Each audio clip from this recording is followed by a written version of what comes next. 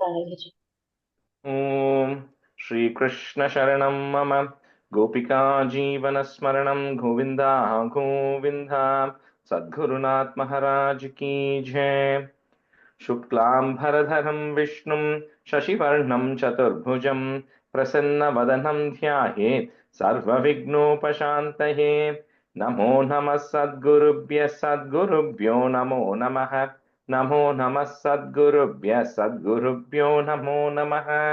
सच्चिदानन्दरूपाय विश्वोत्पत्त्यादिहेतवे तापत्रय विनाशाय श्रीकृष्णाय वयं नुमः।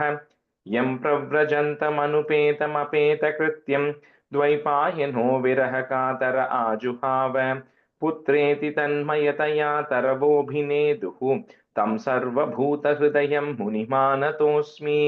यस्वानुभावमखिलश्रुतिसारमेकम् अध्यात्मदीपम् अतितितीर्षतान्तमोऽन्धं संसारिणां करुणयाः पुराणगुह्यं तं व्याससूनुमुपयामि गुरुं मुनीनां। योगीन्द्राय नमस्तस्मै शुकाय ब्रह्मरूपिणे संसारसर्पदष्टं यो विष्णुरातममुमुचत् कालव्यालमुखग्रास त्रासनिर्नाशहेतवे श्रीमद्भागवतं शास्त्रं कलौकीरेण भाषितम् एतस्मादपरं किञ्चित् मनःशुद्ध्यै न विद्यते जन्मान्तरे भवेत् पुण्यं तथा भागवतं लभेत् ज्ञानवैराग्यसम्पूर्णान् हरिभक्तिपरायणान् पूर्वाचार्यातहं वन्दे सम्प्रदायप्रवर्तकान् भगवन्नाम साम्राज्य लक्ष्मी सर्वस्वविग्रहं श्रीमद्बोधेन्द्रयोगीन्द्र देशिकेन्द्रम् उपास्महे। कलिकालोचितं धर्मं नाम संकीर्तनात्मकं निर्णेतुमवतीर्णं तं प्रेमिकं सद्गुरुं भजे। हरे रामेति कृष्णेति नाम संकीर्तनं सदा लोकक्षेमाय कुर्वन्तं प्रेमिकं सद्गुरुं भजे। जन्माद्यस्य यतोऽन्वयात् इतरतश्चार्तेष्वभिज्ञस्वराट् तेने ब्रह्महृदाय आदिकवये मुह्यन्ति यत्सूरयः तेजो वारिमृदां यथा विनिमयो यत्र त्रिसर्गो मृषा धाम्ना स्वेन सदा निरस्तकुहकं सत्यं परं धीमहि धर्मः प्रोज्झितकैतवोऽत्र परमो निर्मत्सराणां सतां वेद्यं वास्तवमत्र वस्तु शिवदं तापत्रयोन्मूलनं श्रीमद्भागवते महामुनिकृते किं वा परैरीश्वरः सद्यो हृद्यवरुध्यतेऽत्र कृतिभिः शुश्रूषिभिस्तत्क्षणात् निगमकल्पतरोर्गलितं फलं शुकमुखात् अमृतद्रवसंयुतं पिबत भागवतं रसमालयं मुहुरहो रसिका भुवि भावुकाः नारायणं नमस्कृत्य नरं चैव नरोत्तमं देवीं सरस्वतीं व्यासं ततो जयमुदीरयेत् श्रीमद्भागवताख्योऽयं प्रत्यक्षः कृष्ण एव हि स्वीकृतोऽसि मया नाथ मुख्यर्थं भवसागरे मनोरथो मदीयोऽयं सफलः सर्वदा त्वया निर्विघ्नेनैव कर्तव्यो दासोऽहं तव केशव। श्रीहरये नमः। श्रीहरये नमः। श्रीहरये नमः। गोपिका जीवनस्मरणं गोविन्दा गोविन्दा सद्गुरुनाथ महाराज की जय। Good everyone. Yeah, let me see what I had. Okay, so let's just do a quick review of the seventh one. I think we have about 33 stanzas. Sabita, can you do one half? And Vijay, can you do one half? Yeah, actually, Rajeshri, இன்னைக்கு வந்து I don't think I can do because I had some issues at work, so I'm just joining the class. Sorry about that. No problem. Sabita, நீங்க 13 or 16 பண்றீங்களா? And then Anandji, maybe you can do one half. ॐ ब्रह्मोवाच यत्रोद्यतः क्षितितलो धरणाय बिभ्रत् कौडीन्तनुं सकलयज्ञमयी मनन्तः अन्तर्महार्णव उपगतम् आदिदैत्यं तं दंश्याग्निमिव वज्रधरो ददार जातो रुचेरजनयत् सुयमान् सुयज्ञ आकूतिसूनुर् अमरा नत दक्षिणायां लोकत्रयस्य महतीम् अहरत् यदार्थिं स्वायम्भुवेन मनुना हरिरित्यनूक्तः जज्ञे च कर्दमगृहे द्विजदेवहूत्यां स्त्रीभिः समं नवभिरात्मगतिं स्वमात्रे ऊचे ययात्मशमलं गुणसङ्गपङ्कम् अस्मिन् विधूय कपिलस्य गतिं प्रपेदे अस्त्रे अपत्यमभिकाङ्क्षत आह दुष्टो दत्तो मया हमिति मद्भगवान् स दत्तः यत्पाङ्गपङ्कजरागपवित्रदेहाः योगर्धिम् आपुरुभयीं यदुहैहयाद्याः तप्तं तपो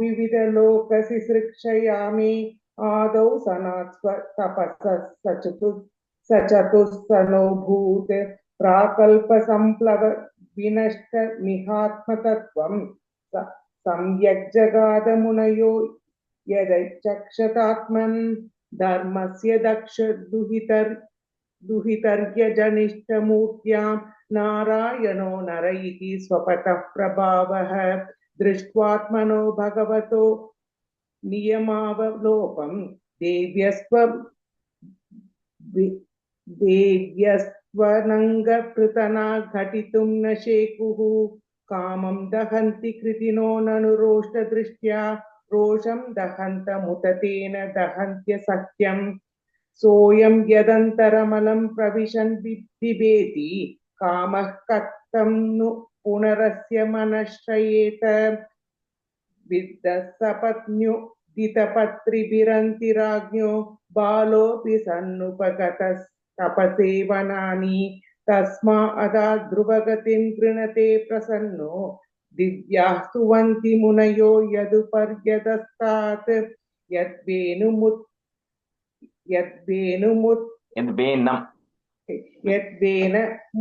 यद्वेनमुत्पथगतं द्विजवाक्यव्रज विप्लुष्टपौरुषभगं निरये पतन्तं प्रात्वार्थितो जगति पुत्रपदं च लेभे दुग्धा वसूनि वसुधा सकलानि येन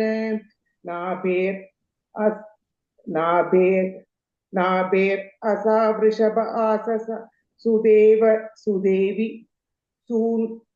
सूनुर्यो वै चचार समदृक् जडयोगचर्यां यत्पारमहंस्य मृषयः पदमाननन्ति स्वस्थः प्रशान्तकरणः परिमुक्तसङ्गः तत्रेममास भगवान् हयशीरशाथो साक्षात् यज्ञपुरुषस्तपनीय वर्णः छन्दोमयो मकमयोऽखिल देवतात्मा वाचो बभूवुरुषति श्वसतोऽस्यस्तः मत्स्यो युगान्तसमये मनुनोपलब्धः शोणीमयो निखिल जीवनिकायकेतः वित्रंसितानुरुभये सलिले मुखान्ये आदाय तत्र विजहारः वेदमार्गान् क्षीरोधदावमरदानवयुक्तपाणाम् उन्मत्नताम् अमृतलब्धय आदिदेवः पृष्ठेन कच्छप वपुर्विदधार गोत्रं निद्राक्षणो धृपरिवर्त कशानकण्डूः त्रैविष्टपोरुभयः नृसिंहरूपं कृत्वा भ्रबद्भुकुटिदंशकराळवक्त्रं दैत्येन्द्रमाशु गदयाभिपतन्तमारात् ऊरौ निपात्य विदधार नखैः स्फुरन्तम् अन्तः सरस्युरुबलेन पदे गृहीतो ग्राहेण यूथपतिरम्बुजहस्त आर्तः आहेदमादिपुरुषाखिल लोकनाथ श्रवणमङ्गल नामधेय श्रुत्वा हरिस्तमरनार्थिनम् समरणार्थिनम् अप्रमेयः श्रुत्वा हरिस्तमरनार्थिनम् अप्रमेयः चक्रायुधः पतगराज भुजाधिरूढः चक्रेण नक्रवदनं विनिपाट्य तस्मात् हस्ते प्रगृह्य भगवान् कृपयोज्जहार ज्यायान् गुणैर्वरजोऽप्यदिते स्तुतानां लोकान् विचक्रम इमान् यदथाधियज्ञः मां वामनेन जगृहे त्रिपदच्छलेन याज्ञामृते पतिर्चरन् प्रभुभिर्न चाल्यः नार्थो बलरेयमुरुक्रम पादशौच आवश्यगादृतवतो विबुधाधिपत्यं यो वै प्रतिश्रुतिमृतेन चिकीर्षदन्यत् आत्मानमङ्गशिरसा हरियेऽभिमयिनी तुभ्यं च नारदवृषं भगवान् विवृद्धभावेन साधु परितुष्ट उवाच योगं ज्ञानं च भागवतमात्मतत्त्वदीपं यद्वासुदेवशरणाविधिरञ्जसैव चक्रं च दिक्षविहदं दशसु स्वतेजो मन्वन्तरेषु मनुवंशधरो बिभर्ति दुष्टेषु राजसु दमं व्यददात् स्वकीर्तिं सते त्रिपष्ट उषतीं प्रदयं सचरित्रे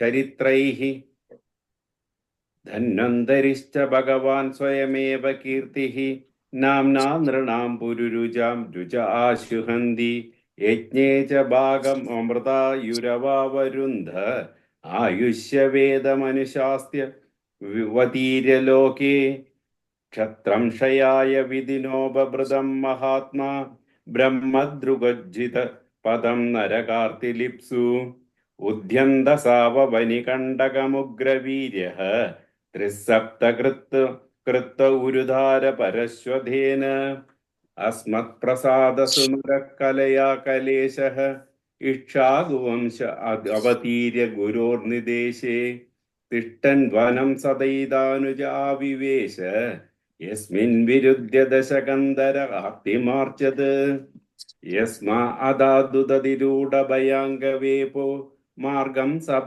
सबध्यरिपुरम् हरवद्दि दक्षोः धूरे सुहृन्मदिदरोषसुशोणदृष्ट्या तातप्यमानमकरो रगनक्रचक्रः वक्षस्थलस्पर्शरुग्नः महेन्द्रवाहदन्तेर्विडम्बितकबुब्जुषमूढहासं सद्यो सुभिः सह विनेशति दारहर्तुः विस्फोर्जितेर्धनुष उच्चरदोदिसैन्ये भूमे सुरेतरवरूध विमर्धितायः तायाः क्लेशव्ययाय कलयासितकृष्णकेशः जातः करिष्यति जानुनुपलक्ष्य मार्गः कर्माणि चात्ममहिमोपनि निबन्धनानि. Third line, Anandji, third Karish, after that word, Jananupalakshya. It's a A sound there. Jada karishyati jananupalakshya margah. Yeah, right. Thank you, Rajesh. Logena jivaharanam yadilukikayah त्रैमासिकस्य च पदा शकटोपवृत्तः यद्रिङ्गदान्तरगतेन दिवि स्पृशोर्वा उन्मूलनं दिदरदार्जुनयोर्न भाव्यम् यद्धे वृजे व्रजपशून् विशतोऽयपीतान् पालांस्तजीव यदनुग्रहदृष्टिवृष्ट्या तज्जुद्धयोधि विषवीर्यविलोलजिह्वम् उच्चाडयिष्यदुरगं विहरन् प्रहृदीन्याम्. Third line, first word, Tachuddayeti. Tachuddayeti विषवीर्यविलोलजिह्वम्. Thank you, Rajesh. तत्कर्म दिव्यमिव निश्चयानां यानं दावाग्निना शुजीवने परिदह्यमाने उन्नेष्यति व्रजमदो वसितान्तकालं नेत्रे पिदाय सबलो न दिग्गम्य वीर्यः गृह्णीत यदुपबन्धममुष्यमाता सुलभं सुदस्य न तु तद्ददमुष्यमादि यज्रम्भदोऽस्य वदने भुवनानि गोपी संवीश शङ्कितमनाः प्रतिबोधितासीत् नन्दं च मोक्ष्यति भयात् वरुणस्य पार्श्वात् गोपान् बिलेषु पिहितान् मयं सूनुना च अन्याप्रदं निशिशयानमतिश्रमेण लोकं विकुण्डमुपनिष्यति गोकुलं स्म गोवेर्मखे प्रतिहते व्रजविप्लवाय देवेऽभिवर्षति पशून् कृपया रिरिक्षुः धर्तोचिलिन्द्रमिव 7 दिनानि 7 वर्षो महीन्द्रमनखैककरे सलीलम् क्रीडन् वने निशाकररश्मिगौर्या रासोन्मुखकलपदायतमूर्छितेन उद्दीपितस्मररुजां व्रजभृद्वधूनां हर्तुर्हरिष्यति शिरोधनदानुगस्य. Both of you did really well. This is one a very tough chapter, but I think both of you did really well in this. The second skandam, this is the very hardest of chapters. So, all right, we'll continue from 34. I think Amuchechi, you can be student since you're going to be heading to India. Jayashri Srinam irkara inniki? Yeah, Rajesh, I'm here, but I'm working. So why don't you, Jayashri, Panwa? Jayashri, you can be student, yeah. Pralamba. So this one, like we said last time, it was Brahma is describing the various activities, not just the incarnations, because it has incarnations plus all the activities of Krishna he was describing. So that is continuing. Echa Pralamba Khara Durdara Keshya Rishta, put a plus, Mallebha Kamsa Yavanaha, put a sound, Yavanah Kuja Poundrakadhyaha. ये च प्रलम्बखरदुर्धरकेश्यरिष्टमल्लेभकंसयवनाः कुजपौण्ड्रकाद्याः ये च प्रलम्बखरदुर्धुरकेश्यरिष्टमल्लेभकंसयवनाः कुजपौण्ड्रकाद्याः. ராஜேஷ், ஒரு quick question. அதுல வந்து 4 லைனரா இருக்கு, அது 2 லைனா பிரிச்சுக்கணுமா? I was trying, then now I'm thinking maybe we'll do 4 after from the next answer. Okay. ये च प्रलम्बखरदुर्धुरकेश्यरिष्टमल्लेभकंसयवनाः कुजपौण्ड्रकाद्याः. That first line, Amujaji, is Dardura. Okay. Pralambakara Dardura. Pralambakharadurdara. Oh, okay. No, wait, hold on. I'm having Dardura. Let me check. You're saying Dur. Kara Darna irukku. Adan Kara Dardura, Amujaji. Okay. Say again, or is it okay? Yeah, that's okay. As long as you corrected it, yeah. Okay, thanks. Ye cha pralambakara dardura keshyarishta mallebakam sayavanah kujapoundra karatyaha. Ye che pralambakara dardura keshyarishta mallebakam sayavanah kujapoundrakatyaha. Anye cha shalvala kapi balvala danta vaktra, again a plus, saptoksha shambara vidurata rukmi mukhyaha. She's telling all these names: Pralambasura, Dhenukasura, Keshi, Arishtha, Mushtika, all these names, that we are there. So not in the next 3 stanzas, it will all come. So he's saying not only Krishna directly, but even Krishna through Arjuna and through Bhima and through all of these other Pandavas, eventually will get rid of all of these Asuras. That is there 33, 34, 35. Anye cha shalva kapibalvala dantavaktra saptoksha shambhara vidurata rukmi mukhyaha. Anye cha shalva kapibalvala dantavaktra saptoksha shambhara vidurata rukmi mukhyaha. Anye cha shalva kapibalvala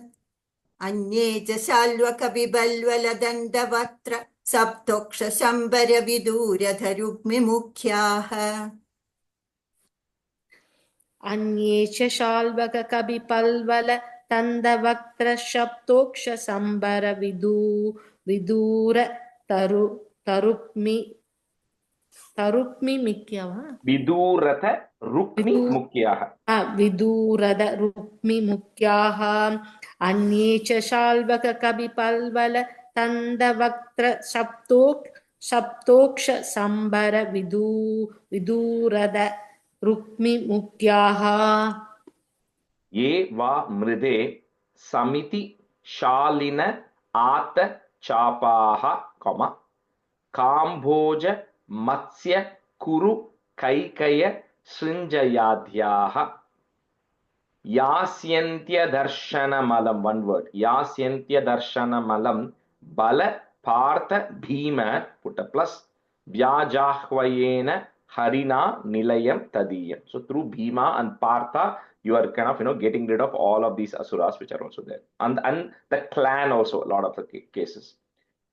ये वामृधे समिति शालिन आतचापाः काम्बोज मत्स्य कुरु कैकय सृञ्जयाद्याः यास्यन्त्यदर्शनमलं बलपार्थ भीम व्याजाह्वयेन हरिना निलयं तदीयम्.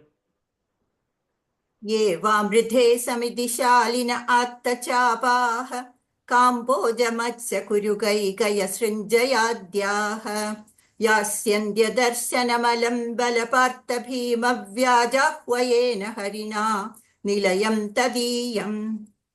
ये वामृधे समितिशालिन आत्तचापाः काम्बोज मत्स्य कुरु कैकय सृञ्जयाद्याः यास्यन्त्यदर्शनमलं बलपार्थ भीम व्याजाह्वयेन हरिना निलयं तदीयम्. ये वामृधे समिति शालिन आत्तशाबाः काम्बोज मत्स्य गुरु कैकय सृजयात्याः सृञ्जयात्याः यास्यन्त्य दर्शनमलं बलपार्थ भीम व्याजाह्वयेन हरिना निलयं तदीयम्.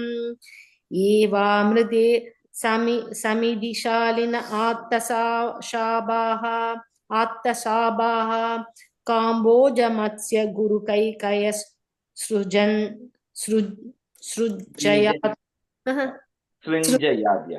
सृञ्जयाद्याः यास्यन्त्यदर्शनमलं बलपार्थ भीम व्याजाह्वयेन हरिना निलयं तदीयम्. कालेन मीलित धियाम् अवमृश्य नृणां स्तोकायुषां स्वनिगमो बत दूरपारः आविर्हितस्त्वनुयुगम. Some books might have it in front of the is by mistake because mine has it, but it should be avirhitastvonuyugam sahi satyavatyam, Veda Drumam Vitapasho Vibhajishyati Sma. This is referring to Veda Vyasa, who is also one of the part incarnation.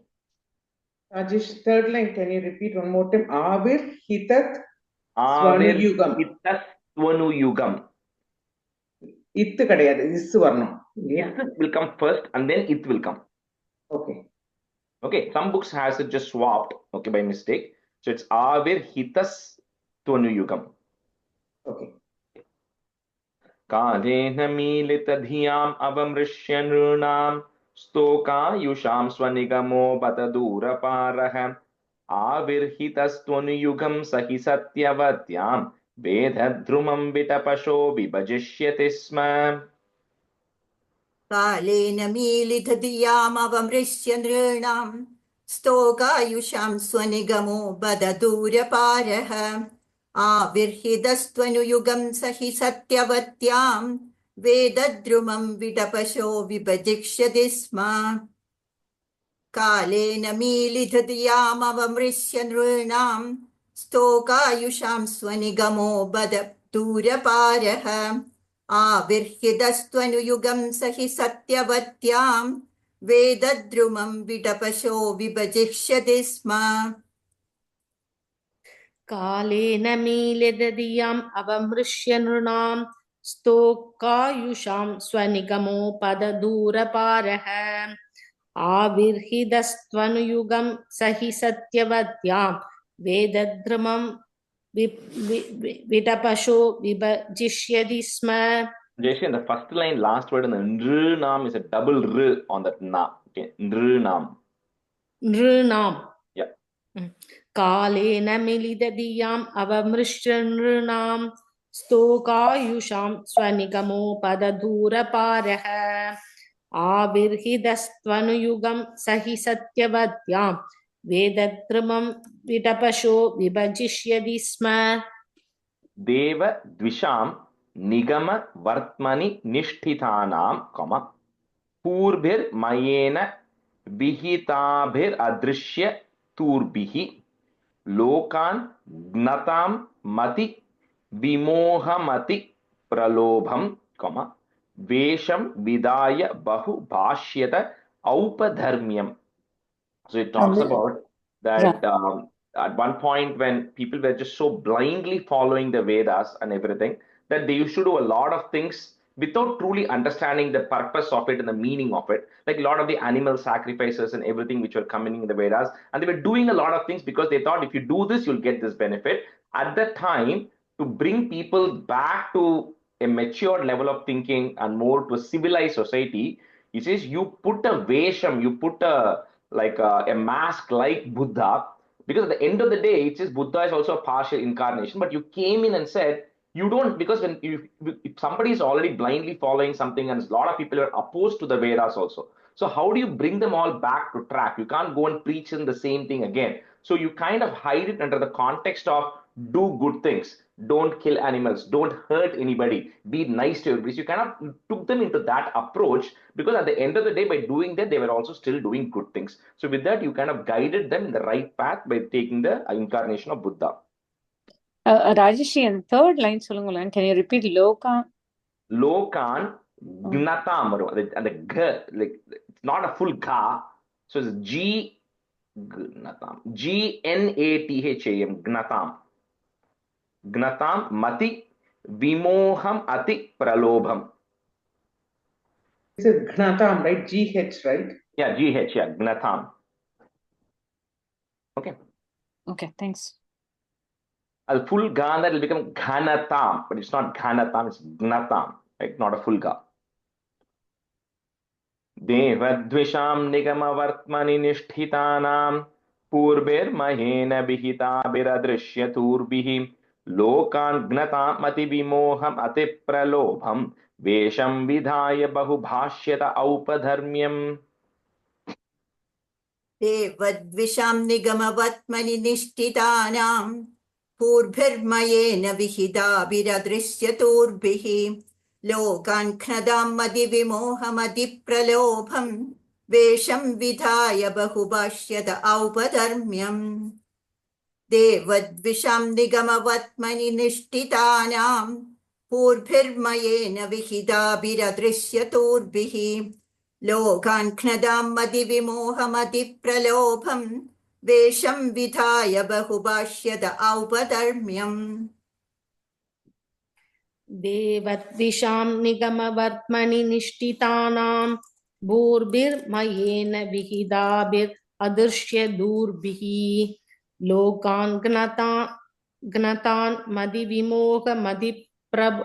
मदिप्रलोभं वेषं विधाय बहुभाष्यत औपधर्म्यम्.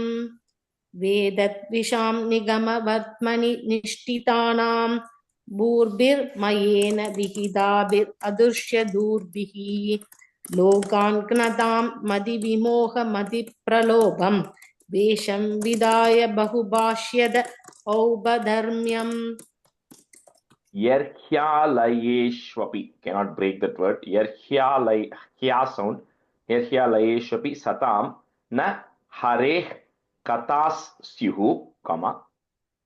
पाखंडिनो द्विज जना वृषला नृदेवाः स्वाहा स्वधा वषडिति स्म गिरो न यत्र, comma, शास्ता भविष्यति कलेर भगवान युगान्ते, referring to the Kalki avatar which will come at the end of the Kali Yuga.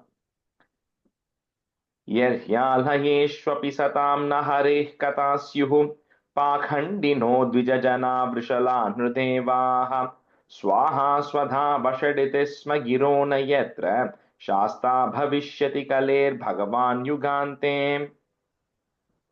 यर्ह्यालयेष्वपि सतां न हरेः कदा स्युः पाघण्टिनो द्विजजना वृषला नृदेवाः स्वाहा स्वधा वषडिति स्म गिरो न यत्र शास्ता भविष्यति कलेर्भगवान् युगान्ते यर्ह्यालयेष्वपि सतां न हरेः कदा स्युः पाघण्टिनो द्विजजना वृषला नृदेवाः स्वाहा स्वधा वषडिति स्म गिरो न यत्र शास्ता भविष्यति कलेर्भगवान् युगान्ते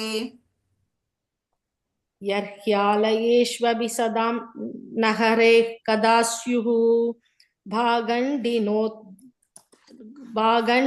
द्विज जना वृषला नृदेवाः स्वाहा स्वदा वषडिति स्म गिरो न यत्र शास्ता भविष्यति कलेर्भगवान् युगान्ते यर्ह्यालयेष्वपि सदां न हरे कदा स्युः पागण्डिनो द्विज जना वृषला नृदेवाः स्वाहा स्वदा वषडिति स्म गिरो न यत्र शास्त्रा भविष्यति कलेर्भगवान् युगान्ते.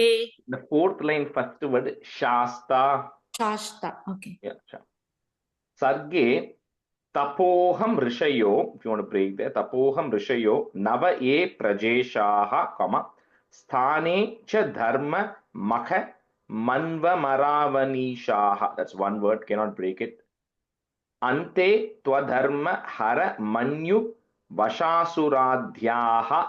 Add a visarga because we're going to put a comma there. Vashasuradhyaha, comma, maya vibhutaya imaf puru shakti bhajah.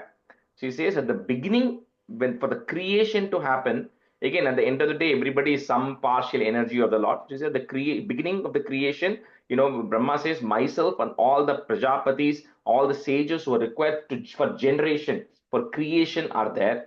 And then during the maintenance, you know, there is like the Vishnu that is there, and all the demigods like Indra, Agni, all of them who are there are for the maintenance of the planet. That's what they all are there. They have certain role and purpose which is there. And in the end, you know, there is, you know, what you call Shiva and other gods and demigods are there who take care of finally coming to the destruction of the other. Not destruction is not the right word. Finally, for the end of that cycle to come, there are other people who have certain roles to play.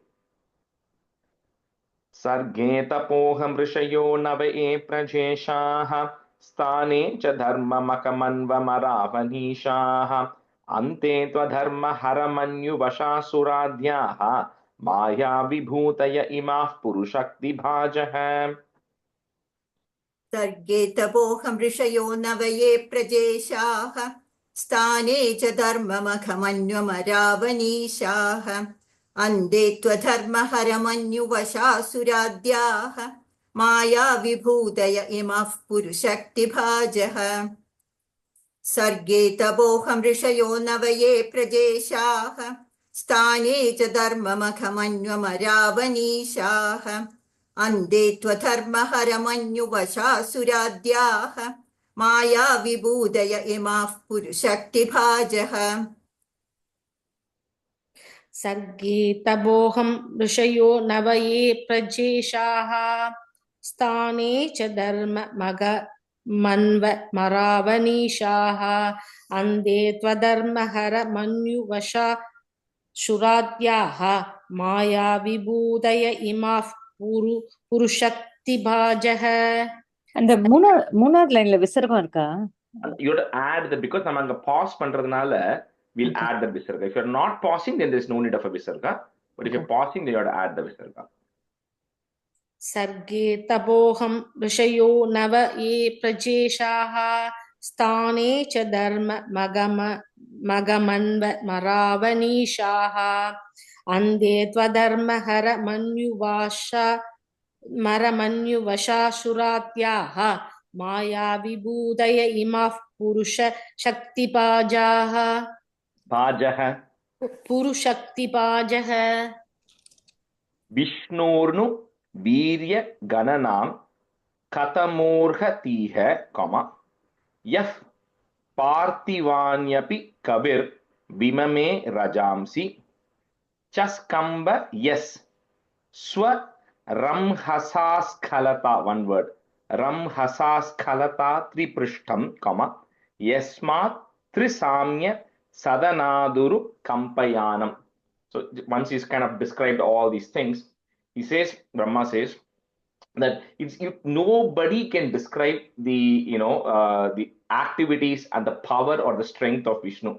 He says even the people who have counted all the atoms in the universe, even they cannot establish, they cannot estimate the power of Vishnu, because he says even during the Trivikrama Avataram, with the tip of the toe he pierced through the Brahmandam, and the toe actually went in all the way to Satyalokam, where Brahma then offered the Kamandalu, right? So he says you cannot describe this, right? So that's what he's saying. Now, the beauty here is, if you all remember, and it's a tough question I'm going to ask you all, who remembers exact same meaning in one of the stanzas of Narayanam? It was the first stanza. I mean, the first word here also is referring to the same way Bhattatripad also starts.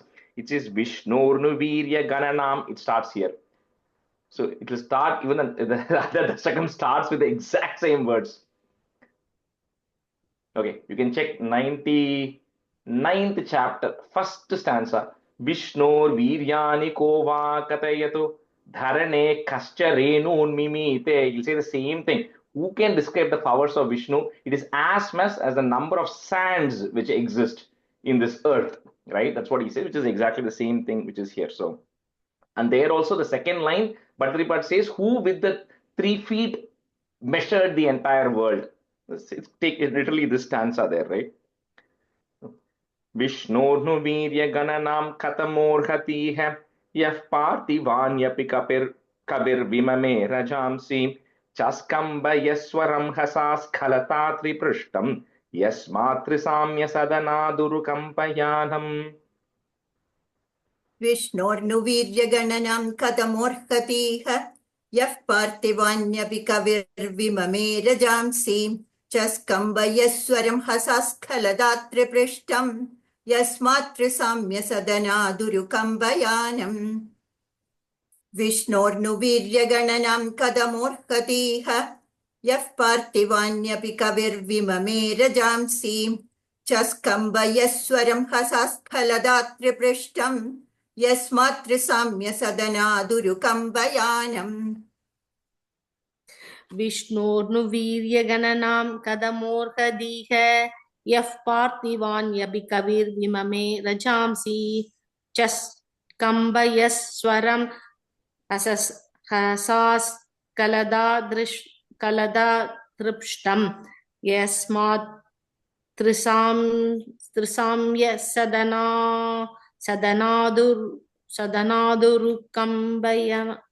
Kampayanam. Sadanadurukambayanam yanam. And the third line, it may not properly land. It's little Swa Ramhasas Khalata Triprishtam. Kaladatri Prishtam. Yeah. அது சேர்த்து சொல்லணுமா? இல்ல Khalata, the Hasas Khalata is one word, Triprishtam is one word. Okay சரி.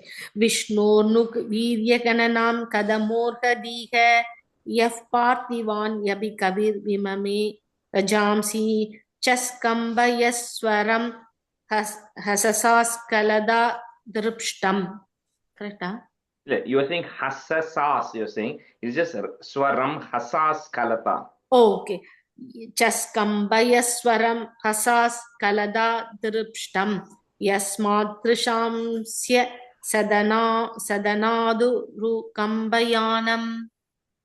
Nantam Vidamya Hamami, one word, Vidamya Hamami Munayogra Jaste, comma, Maya Balasya Purushasya Kuto Pareye Gayan Gunan Dasha Shatanana Adi Devaha Sheshodhunapi Samavasyati Nasya Param.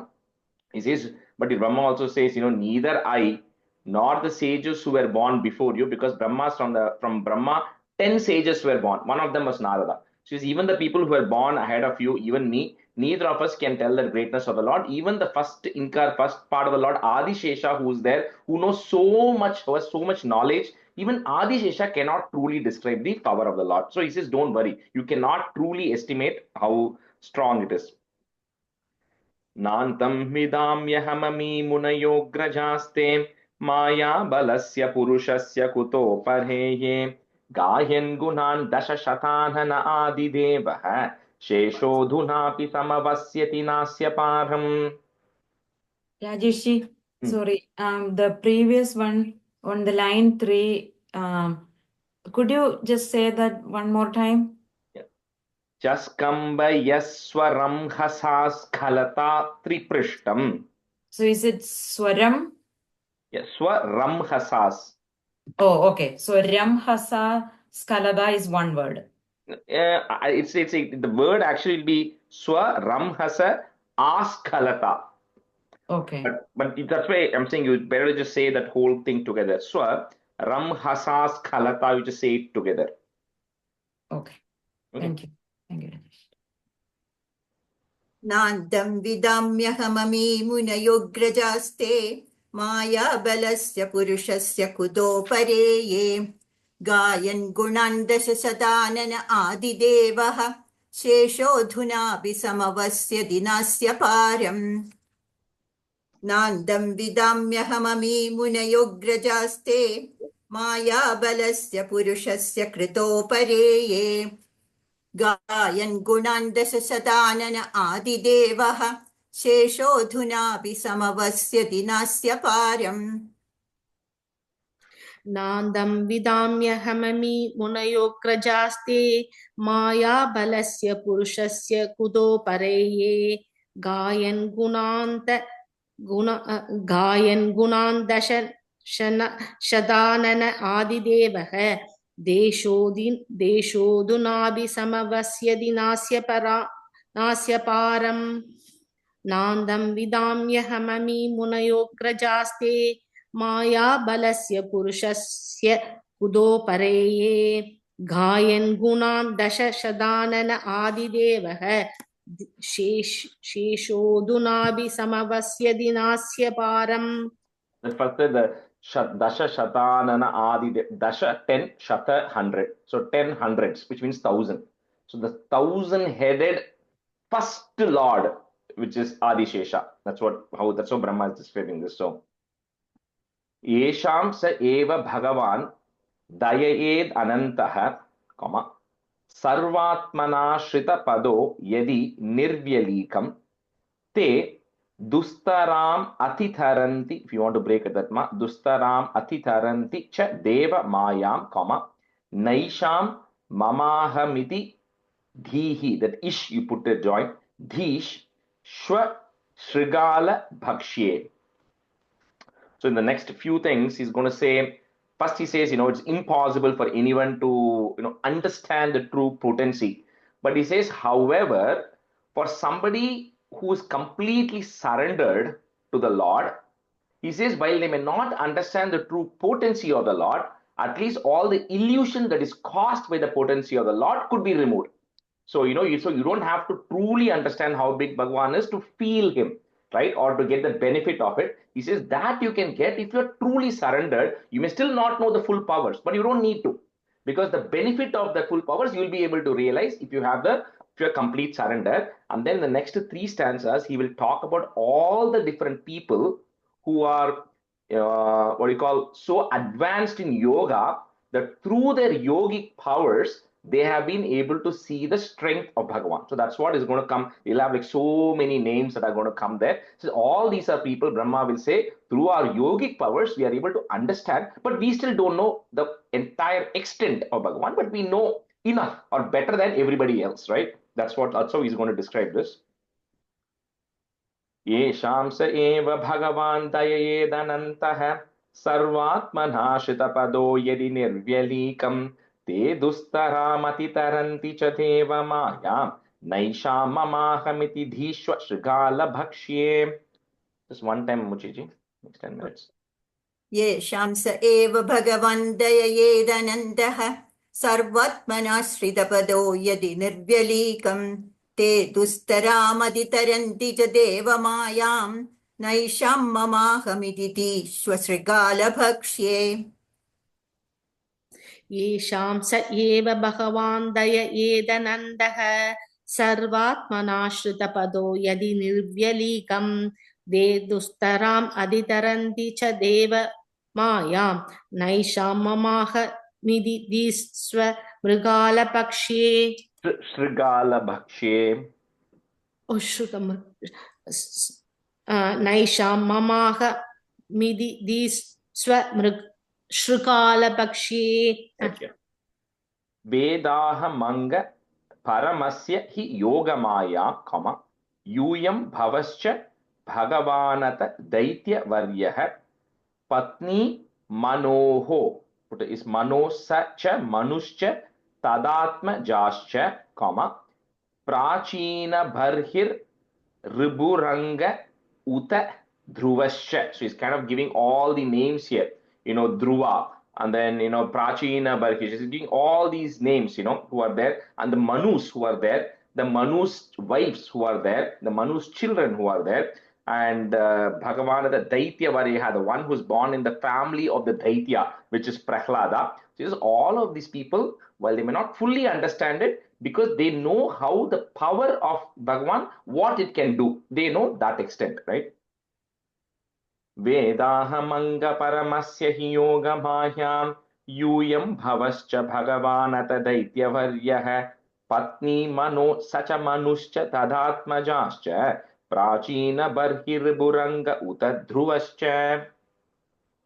वेदाहमङ्ग परमस्य हि योगमायां यूयं भवश्च भगवानद दैत्यवर्यः पत्नी मनोस्समनुजश्च पत्नी मनोस्समनुश्च पत्नी मनुश्च पत्नी मनोस्स च मनुश्च तदात्मजाश्च प्राचीन बर्हिर्बुरंग उदद्रुवश्च वेदाहमङ्ग परमस्य हि योगमायां यूयं भवश्च भगवानद दैत्यवर्यः पत्नी मनोश्च च मनुश्च तदात्मजाश्च प्राचीन बहिरुबुरंग उदद्रुवश्च. The last line, first word, Prachina Barhir. Prachina Barhir Ruburanga Ikshvakuraila Muchukunda Videha Gadhi, and then put a plus, Ragvambharisha Sagara Gaya Nahushadhyaha, all telling different names.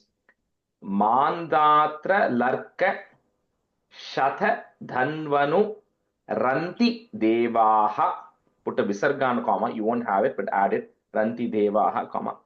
Deva Brato Balir Amurtarayo, if you want to break it, or you can say it together, Baliramurtarayo Dilipaha.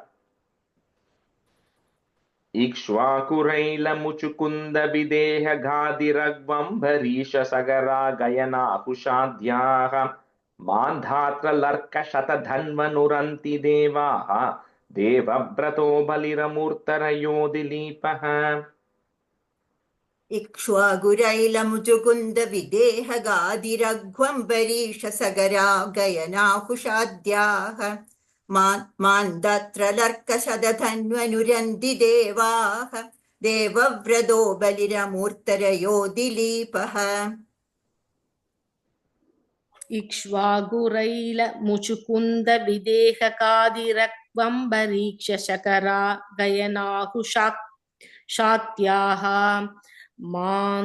मान्दात्र लर्ग शद तन्वनुरन्ति देवाः देवव्रतो बलिर अमूर्धरयो दिलीपः. That Mandatra Larka, you say it together because it's Mandata Alarka, two different people who are there. Okay, so Mandatra Larka, it's one word, okay? Mandatra Larga Shada Tanvanurandi Devaha. Yeah. Taubharyuthanka Shibi Devala Pippalada, put a plus, सारस्वतोद्धव Saraswat Uddhav सारस्वतोद्धव Parashar भूरिशेनाः. Those two lines together. येन्ये Vibhishana Hanumat Upendra Dutt put a plus पार्थार्ष्टिशेन partha ashtishena, two different words, partharstishena vidura shrutadeva varyaha. Again, all these are just names of people who are realized. Saubharyutanka shibidevala pippalada saraswatodhava parashara bhurishena yenye vibhishana hanumadupendra datta partharstishena vidura shrutadeva varyaha. सौभर्युतङ्गशिबिदेवलपिप्पलादसारस्वतोद्धव पराशरभूरिशेणाः येन्ये Vibhishana हनुमदुपेन्द्रदत्त पार्थार्ष्टिशेण विदुरश्रुतदेववर्याः. सौभर्युतङ्गशिबिदेव देवलपिप्पलादसारस्वतोत्तव पराशरपूरिशेनाः येन्ये Vibhishana Hanumat Upendra Dutt पार्थार्ष्टिशेन विदुरश्रुतदेववर्याः. Correct. Tevai vidhantya titharanti, that's one word, vidhantya titharanti, one word, cha devamayam, comma, stri shudra huna shabara api papajivaha yatyadbhuta krama parayana shila shikshaha. So add a visargada shikshaha, comma. Next line, that is will go away. Tiryak jana api kimu shruta dharanaye. Devai vidantyati taranti cha devamayam stri shudra huna shabara api papa jivaha yatyadbhuta krama parayana shila shikshaha tiryak jana api kimu shruta dharanaye. ते वै विदन्त्यति तरन्ति च देवमायां स्त्रीशूद्रहूणशबरा अपि पापजीवाः यद्यद्भुतक्रमपरायणशीलशिक्षाः तिर्यग्जना अपि किमु श्रुतधारणाये. देवै विदन्त्य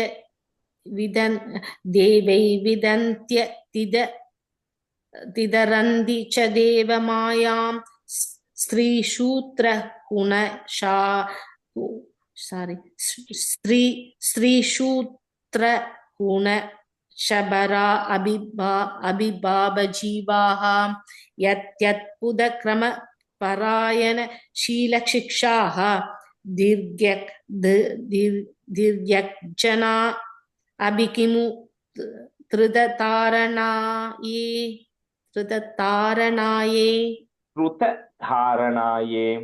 धृतधारणाये. Switch halfway here. Priya Srikumar, you can be a student, and Vijay, you can be a student. Sure.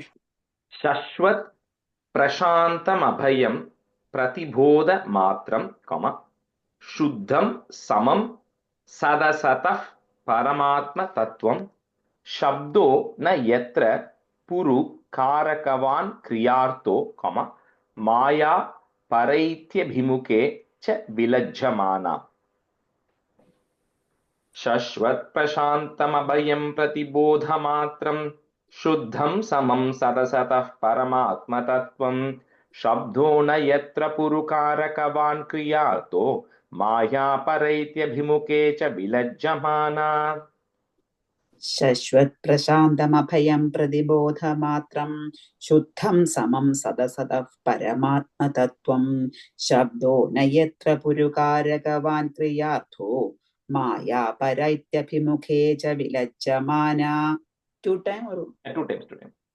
Shashwat prashantamabhayam pratibodhamatram shuddham samam sadasatah paramatma tattvam shabdo nayatra purukarakavan kriyartho maya paraityaphimukhe cha vilajjamana. प्रशान्तम् अभयं प्रतिबोधमात्रं शुद्धं समं सदसदः परमात्मतत्त्वं शब्दो न यत्र पुरुकारकवान् क्रियार्थो माया परैत्यभिमुखे च विलग्न्यमाना प्रशान्तम् अभयं प्रतिबोधमात्रं शुद्धं समं सदसदः परमात्मतत्त्वं शब्दो न यत्र पुरुकारकवान् क्रियार्थो माया परैत्यभिमुखे च विलग्न्यमाना विलज्यमाना तद् वै पदं भगवतः परमस्य पुंसो ब्रह्मेति यत् विदुरजस्र सुखं विशोकं sadryang. Okay, so that word, if you're, for those who are in Sanskrit, if you're not able to break it up clearly, it is sadryang, sadryang. Okay, ing sound at the end. Sadryang niyamya yatayo yama karta hetim, jahyus swaradiva nipana kanitramindraha. तद्वै पदं भगवतः परमस्य पुंसो ब्रह्मेति यद्विदुरजस्र सुखं विशोकं सद्र्यं नियम्य यतयो यमकर्त हेतिं जह्युस्वराडिव निपानखनित्रमिन्द्रः तद्वै पदं भगवतः परमस्य पुंसो ब्रह्मेति यद्विदुरजस्रसुखं विशोकं सत्र्यं नियम्य यतयो यमकर्त हेतिं जह्युस्वराडिव निपानखनित्रमिन्द्रः तद्वै पदं भगवतः परमस्य पुंसो ब्रह्मेति यद्विदुरजस्रसुखं विशोकं सत्र्यं नियम्य यतयो यमकर्त हेतिं जह्युस्वराडिव निपानखनित्रमिन्द्रः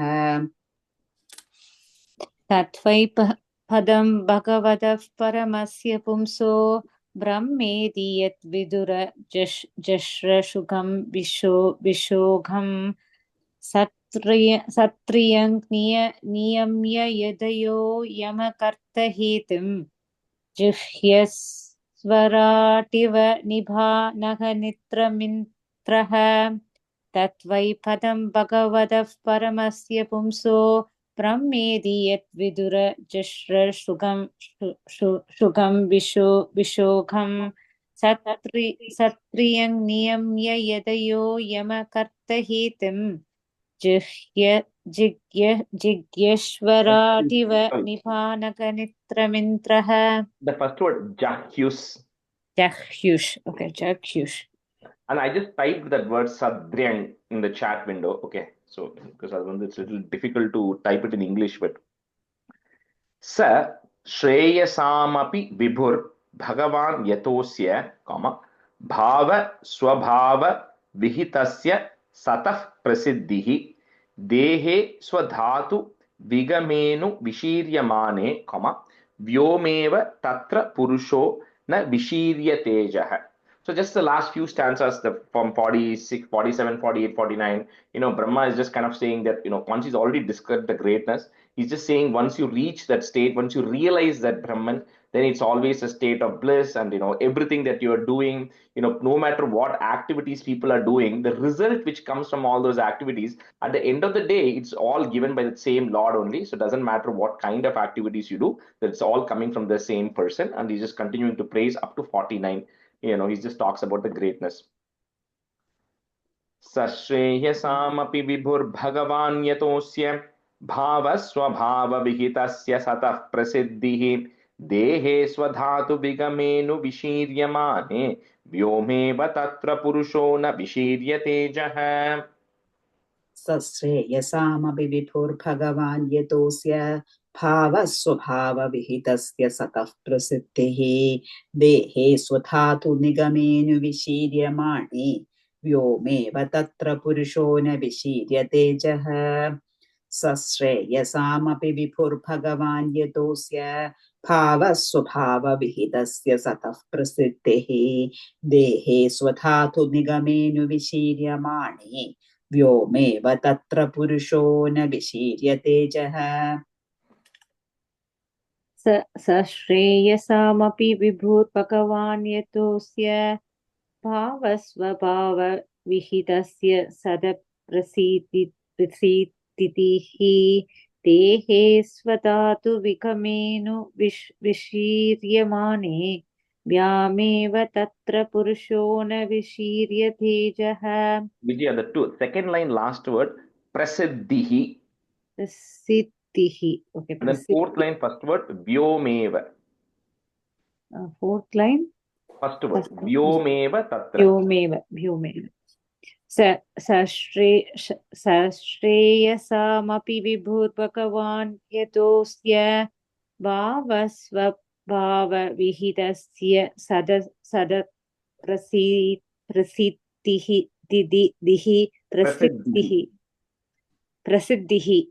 प्रसिद्धिः देहे स्वधातु विगमेनु विशीर्यमाणे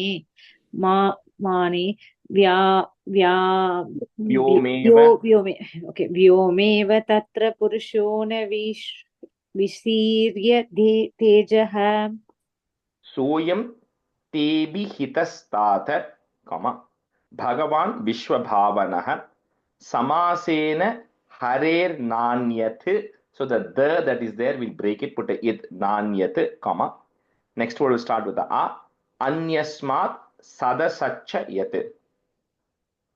Soyam te bihitastat bhagavan vishwabhavanah samasena harirnanyat anyasmat sadasaccha yat. सोऽयं ते पिहितस्ताद भगवान् विश्वभावनः समासेन हरेर्नान्यत् अन्यस्मात् सदसच्चयत् सोऽयं ते पिहितस्ताद भगवान् विश्वभावनः समासेन हरेर्नान्यत् अन्यस्मात् सदसच्चयत् सोऽयं ते विहितस्ताद भगवान् विश्वभावनः समासेन हरेर्नान्यत् अन्यस्मात् सदसच्चयत् सोऽयं ते विहितस्ताद भगवान् विश्वभावनः समासेन हरेर्नान्यत् अन्यस्मात् सदसच्चयत्.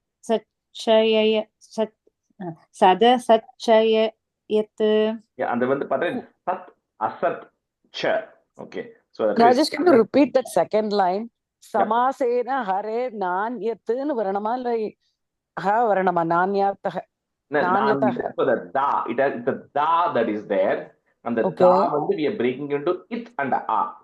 So harir nanyat, then anyasmat sadasachayat. Got it. Okay. Anyasmat sadasachayat. Correct. Sadasachayat. Idam bhagavatam nama yenme bhagavatoditam sangrahoyam vibhutinam tvametat vipuli kuru. Short u. Idam bhagavatam nama yenme bhagavatoditam sangrahoyam vibhutinam tvametat vipuli kuru. इदं भागवतं नाम यन्मे भगवतोदितं संग्रहोऽयं विभूतीनां त्वमेतद्विपुलीकुरु इदं भागवतं नाम यन्मे भागवतोदितं संग्रहोऽयं विभूतीनां त्वमेतद्विपुलीकुरु. Yeah, first, second line or first line, second half of it. Bhagavatoditam. Okay, यन्मे भगवतोदितं. इदं भागवतं नाम यन्मे भगवतोदितं संग्रहोऽयं विभूतीनां त्वमेतत् विपुलीकुरु इदं भागवतं नाम यन्मे भागवतोदितं संग्रहोऽयं विभूतीनां त्वमेतत् विपुलीकुरु. Even you second time said Bhagavatoditam. Bhagavatoditam. Bhagavatoditam. First word is Bhagavatam. Second one is Bhagavatam. Okay.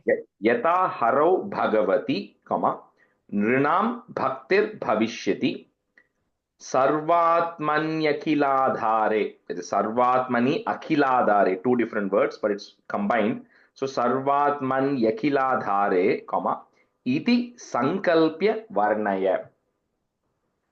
Yata harau bhagavati, nrinam bhaktir bhavishyati, sarvatmanyakiladhare, iti sankalpya varnaya. यथा हरौ भगवते नृणां भक्तिर्भविष्यति सर्वात्मनि अखिलाधारे इति सङ्कल्प्य वर्णय यथा हरौ भगवति नृणां भक्तिर्भविष्यति सर्वात्मनि अखिलाधारे इति सङ्कल्प्य वर्णय यदा हरौ भगवति नृणां भक्तिर्भविष्यति सर्वात्मन्यखिलाधारे इति सङ्कल्प्य वर्णय यदा हरौ भगवति नृणां भक्तिर्भविष्यति सर्वात्मन्यखिलाधारे इति सङ्कल्प्य वर्णय Mayam We can tell Sarvatmani Akhilathare, right? It's okay. No, you right? can't say that because generally you don't split it that way, you know. Okay. Yeah. Mayam varnayato mushya, Ishwarasyanu modataha. One word. Ishwarasyanu modataha. Shinvatash shraddhaya nityam, Mayayatma na muhyati. Mayam varnayato mushya Ishwarasyanumodataha Shrinvata Shraddhaya Nityam Mayayatmana Muhyati. Mayam varnayato mushya Ishwarasyanumodataha Shrinvata Shraddhaya Nityam Mayayatmana Muhyati. Mayam varnayato mushya Ishwarasyanumodataha Shrinvata Shraddhaya Nityam Mayayatmana Muhyati. Muhyati, just be careful, okay? It's a short E at the end. Okay. Mayam varnayato mushya Ishwarasyanumodataha Shrinvata Shraddhaya Nityam Mayayatmana Muhyati.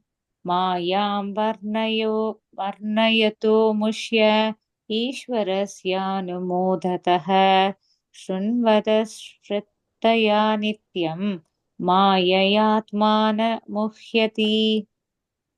Last 5 stanzas, well, this last 4 stanzas is summarized, right? So, like I said once, no, that this Bhagavatam, you know, when it's spread through 2 trees.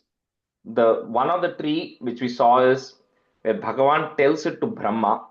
That is the Chatushloki Bhagavatam, which is going to come in 2.9, 9th chapter of the 2nd canto that's going to come. But here we are seeing how Brahma is explaining the Bhagavatam to Narada. So the last few chapters that Brahma has been speaking, where Narada first said, you are the greatest, O Brahma, you are the one who does everything. And Brahma says, no, you are taking it wrong. And then he started explaining everything. That is Bhagavatam, pretty much. So Brahma is literally going and telling Narada, I have pretty much told you that Bhagavatam, which is the science of God, everything you need to know about God, I've told you now, right? And then he says, you have to take a sankalpam, right? So where does it come? In one of the stanzas here it comes. Iti sankalpya varnaya. This is you take up a sankalpam to take this information that I have given you, which is everything you need to know about God, and teach it in a way that people can relate to or people can comprehend, right? And then he says the one who then can Shrinvata Shraddhaya Nityam. Brahma doesn't even say you have to say. He says one who listens to it with Shraddha every day is going to get out of the illusion. So this last 2 chapters, so that's why some of this, if it is difficult to understand some of these things, it's okay because this is at Narada's level, right, of understanding. So Brahma is giving this thing to Narada and says, okay, this is what is Bhagavatam. Now you go tell it to everybody. So Narada then goes to Vyasa, expands it, right? And Vyasa then tells it to Shuka Brahma, right? That is one tree of it. The second tree we'll see in the 3rd skandam, right?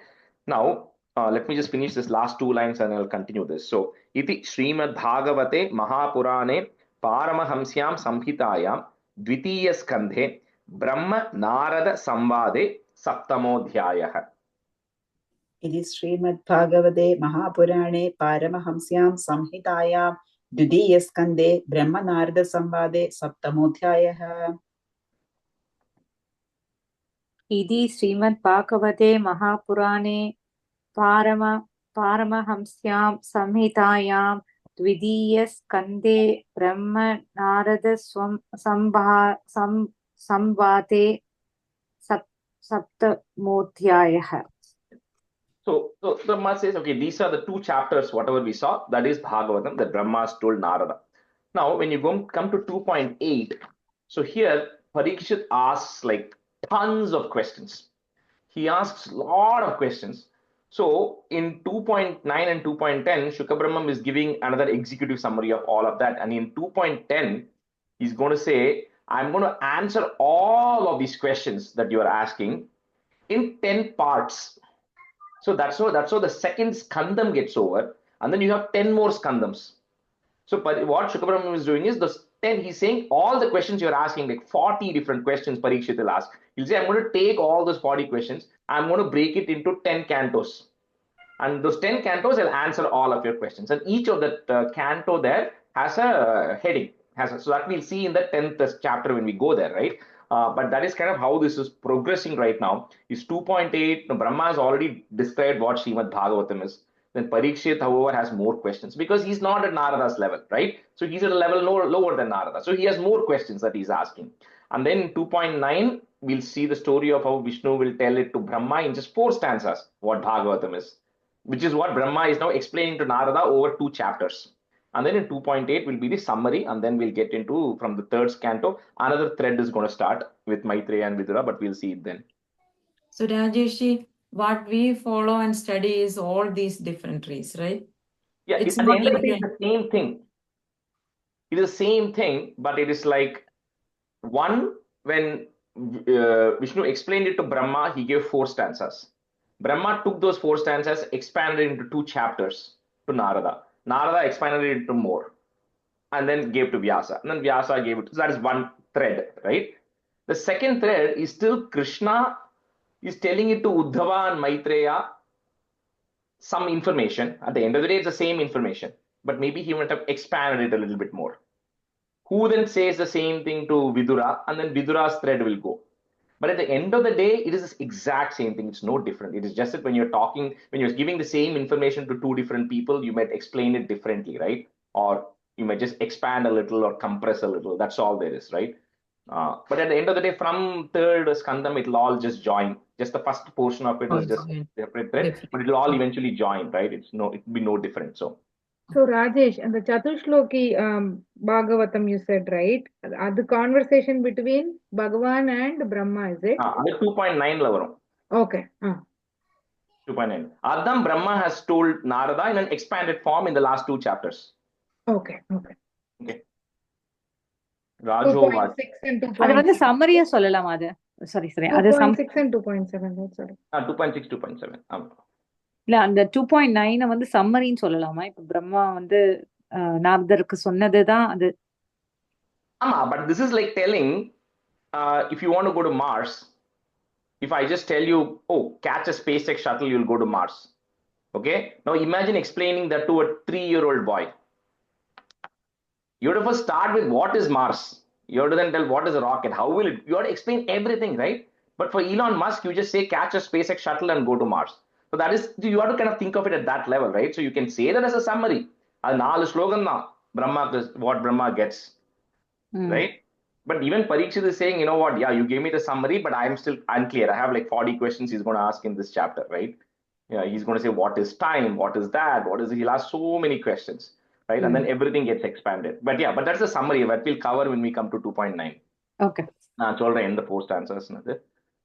So, Rajo Vacha, Brahmana Chodito Brahman, comma, Gunakhyane Gunasya cha, one word. Yasmai yatha praha, comma, Narado Deva Darshanaha.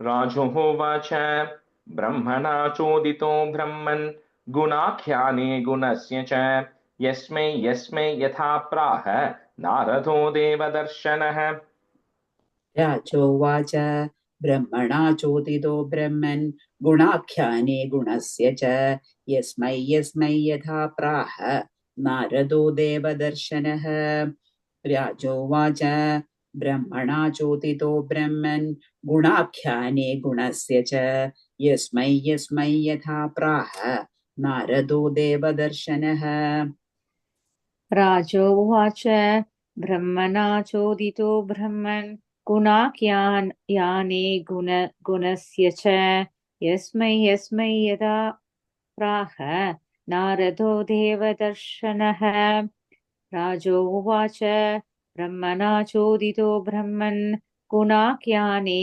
गुणस्य च यस्मै यस्मै यदा प्राह नारदो देवदर्शनः एतत् वेदितुम् इच्छामि तत्त्वं वेद विदां वर हरेर् अद्भुत वीर्यस्य कथा लोक सुमङ्गलाः एतद्वेदितुमिच्छामि तत्त्वं वेद विदां वर हरेरद्भुत वीर्यस्य कथा लोक सुमङ्गलाः एतद्वेदितुमिच्छामि तत्त्वं वेदविदाम्बर हरेरद्भुतवीर्यस्य कथालोकसुमङ्गलाः एतद्वेदितुमिच्छामि तत्त्वं वेदविदाम्बर हरेरद्भुतवीर्यस्य कथालोकसुमङ्गलाः एतद्वेदितुमिच्छामि तत्त्वं वेदविदाम्बर हरेरद्भुतवीर्यस्य कथालोकसुमङ्गलाः एतद्वेदितुमिच्छामि तत्त्वं वेदविदाम्बर हरेरद्भुतवीर्यस्य कथालोकसुमङ्गलाः कथयस्व महाभाग यथाहम् अखिलात्मनि कृष्णे निवेश्य निस्सङ्गं मनस्त्यक्षे कलेवरम् कथयस्व महाभाग यथाहम् अखिलात्मनि कृष्णे निवेश्य निस्सङ्गं मनस्त्यक्षे कलेवरम् कथयस्व महाभाग यथाहमखिलात्मनि कृष्णे निवेश्य निस्सङ्गं मनस्त्यक्ष्ये कलेबरम् कथयस्व महाभाग यथाहमखिलात्मनि कृष्णे निवेश्य निस्सङ्गं मनस्त्यक्ष्ये कलेबरम् कथयस्व महाभाग यदाहम् अखिल आत्मनि कृष्णे निवेश्य निःशङ्कं मनस्त्यक्षे कलेवरम् कथयस्व महाभाग यदाहम् अखिल आत्मनि कृष्णे निवेश्य निःशङ्कं मनस्त्यक्षे कलेवरम् शृण्वतः श्रद्धया नित्यं गृणतश्च स्वचेष्टितं कालेन नाति दीर्घेन भगवान् विशते हृदि शृण्वतः श्रद्धया नित्यं गृणतश्च स्वचेष्टितं कालेन नाति दीर्घेन भगवान् विशते हृदि शृण्वतः श्रद्धया नित्यं गृणतश्च सुचेष्टितं कालेन नातिदीर्घेण भगवान् विशते हृदि शृण्वतः श्रद्धया नित्यं गृणतश्च सुचेष्टितं कालेन नातिदीर्घेण भगवान् विशते हृदि शृण्वतः श्रद्धया नित्यं गृणतश्च स्वचेष्टितं कालेन नातिदीर्घेन भगवान् विशते हृदि शृण्वतः श्रद्धया नित्यं श्रद्धया नित्यं शृण्वतः श्रद्धया नित्यं शृण्वतः श्रद्धया नित्यं गृणतश्च स्वचेष्टितं कालेन नातिदीर्घेन भगवान् विशते हृदि. The second, again, first line, second word, inga shru chore, it's shra, shraddhaya. Shraddaya. Yeah, first word is Shrinvata. Next word is a Shraddaya Nityam. Okay. Okay. Pravishta Karna Randhrena, Swanam Bhava Saroruham Dhunoti Shamalam Krishnaha, Salilasya Yata Sharat. Pravishta Karna Randhrena Swanam Bhava Saroruham Dhunoti Shamalam Krishnaha Salilasya Yata Sharat. Please just one time. प्रविष्टः कर्णरन्ध्रेण स्वानां भावसरोरुहं धुनोति शमलं कृष्णः सलिलस्य यथा शरद प्रविष्टकर्णरत्रेण स्वानाभावसरोरुहं धुनोति शमलं कृष्णः सलिलस्य यदा शरत्. The first line that's just before the comma, Randhrena. Randhrena. Dhrena, yeah, Dhrena. Randhrena. Dhautatma Purushah Krishna, put a plus, Pada Moolam na Munchati. So that line is together.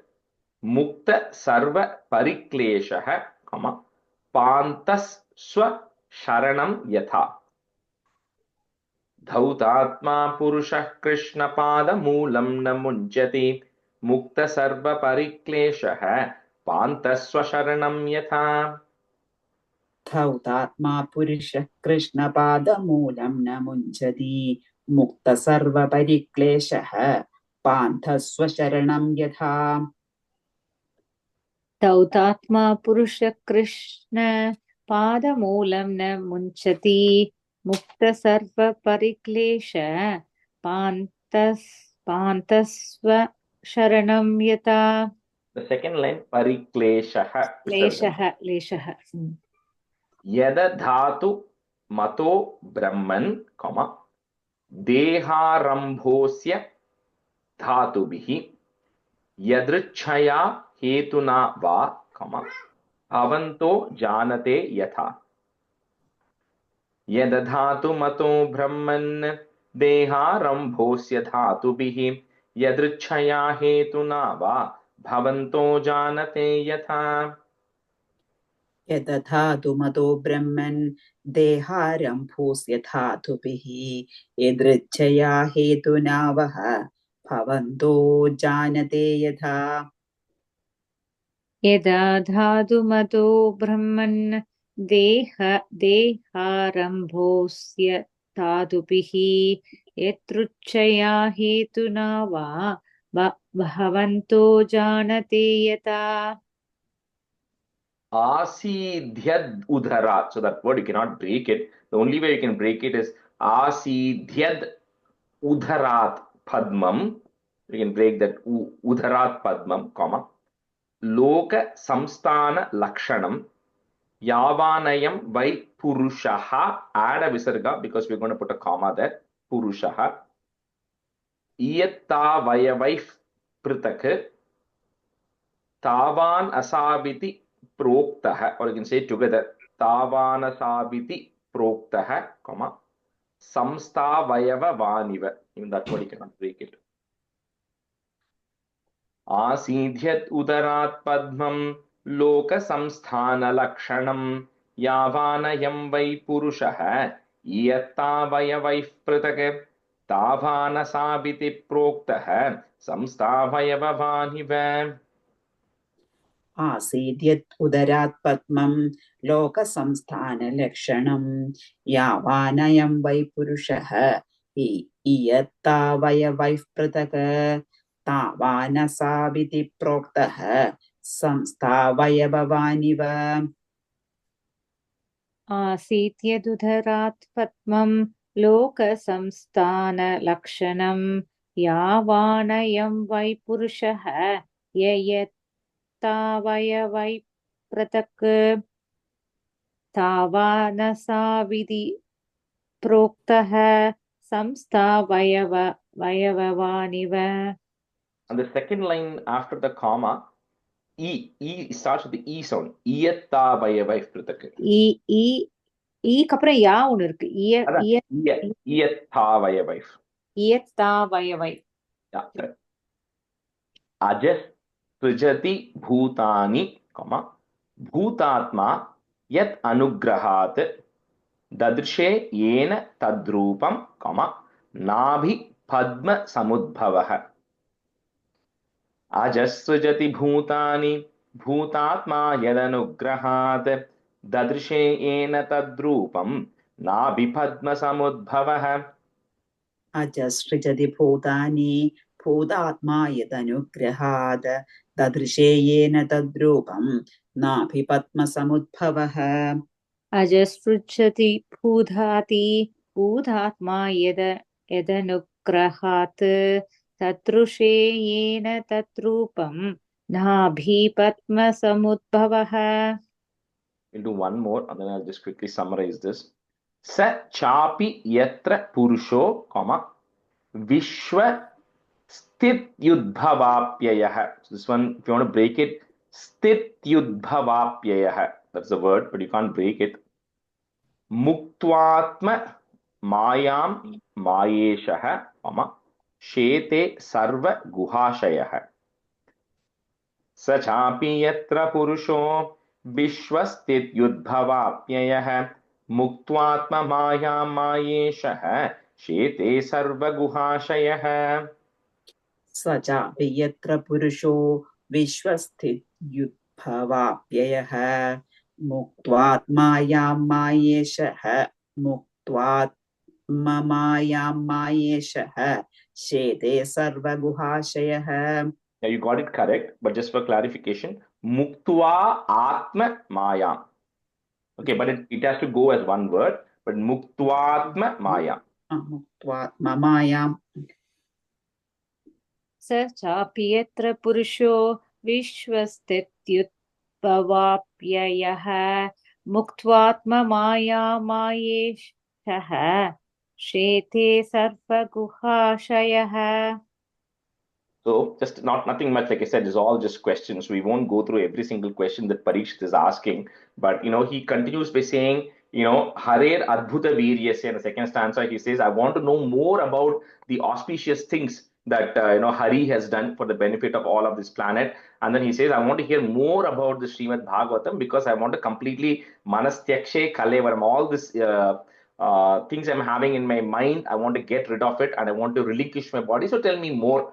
And then he also goes and says, Shrinvata Shraddhaya Nityam. Whatever Brahma says in the last stanza of the previous chapter, he is also saying, every day, whoever listens or says, doesn't matter, right, with Shraddha, eventually Krishna is going to manifest in their heart and, they're going to remove the illusion that is there. And he says this Bhagavatam, like we said, is the sound incarnation of Krishna, right? So of the Lord. So the Lord takes several incarnations, one as a human in the form of Rama, or in the form of a tortoise, or in the form of a fish, right? If he incarnates as a sound, that is the sound that is coming out of Bhagavatam. So he says by hearing Bhagavatam and it goes into your ears, it's like the Lord is entering into you through your ears. That's what he's saying. He'll enter you through your ears and then sit in your heart. And once that happens, then all the dirt that you have in your heart will eventually all start going away, start receding away. Just like the example he gives is when there is dirty water that is there, but eventually when the rains come and the rains clear away, because a lot of pure rain comes,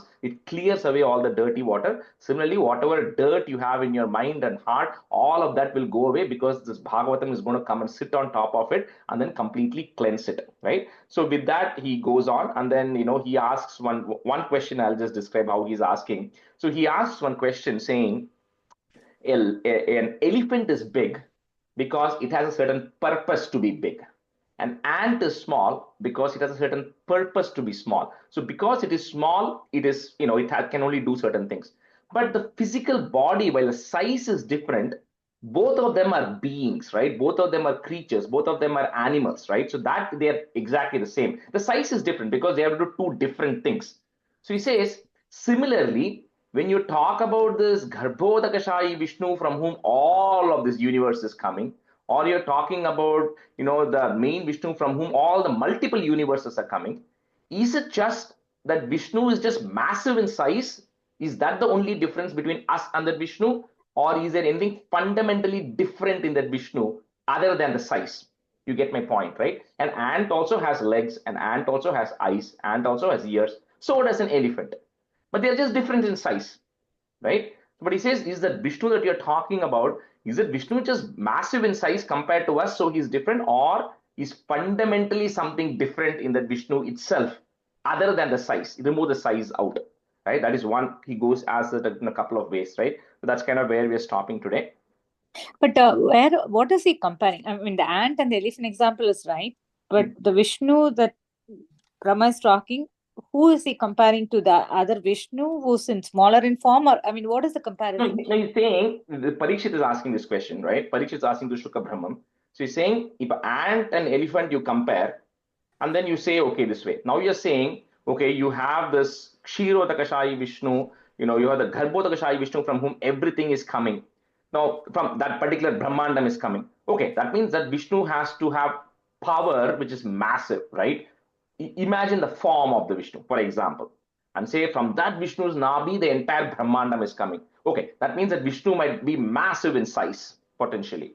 Now, is the only difference between us and that Vishnu just a difference in size? Between us, so that's what I meant. Between who and who he is comparing. So he's comparing us to... Between us and the Vishnu, or between the elephant and the Vishnu, or between anybody, he's saying. He's saying the only thing that he's just big in size because he has more things to do. So he has a bigger size. Or is there anything fundamentally different in the principle of that body itself that is different?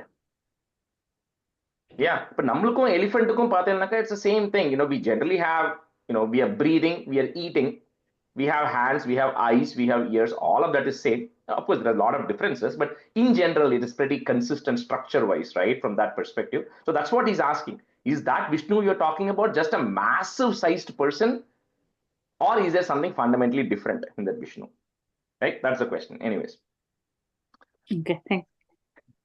Shri Hare Namaha, Shri Hare Namaha, Shri Hare Namaha, Gopika Jeevana Smaranam, Govinda Govinda, Sadgurunath Maharaj Ki Jai, Kahena Vacha Manasendriye Va Buddhyatmana Va Prakrite Swabhavat, Karomi Yatyat Sakalam Parasmai Narayanayeti Samarpayami. Thank you, everyone. Thank you, Rajesh. Thank you, Great. Rajesh. Thank you, Rajesh. Thank you, Rajesh. Thank you, Rajesh. Bye, everyone.